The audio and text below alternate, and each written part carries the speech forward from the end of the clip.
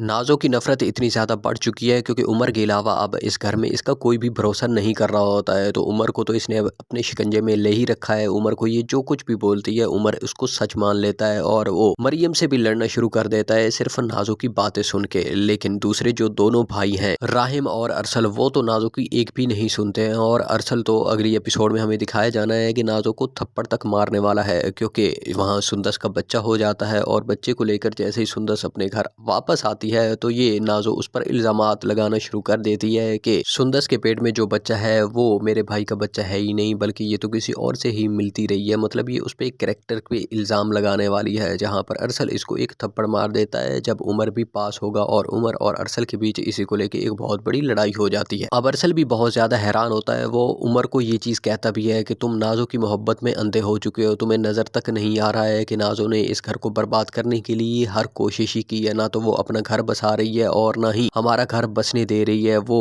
कभी मुझ पर इल्ज़ामात लगाती है, कभी मेरी बीवी पर और कभी आपकी बीवी पर, और आप बस इसी की बातों में लगे हुए हो। लेकिन फिर भी उमर अब अंधा हो चुका है। नाज़ो इसको जो कुछ भी बोलती है ये बस आंखें बंद कर उसको मान लेता है। ये किसी और की सुनना तक नहीं चाहता है, इसलिए ये अरसल की भी एक भी नहीं सुनता है, बल्कि ये फिर से नाज़ो का ही साथ देगा।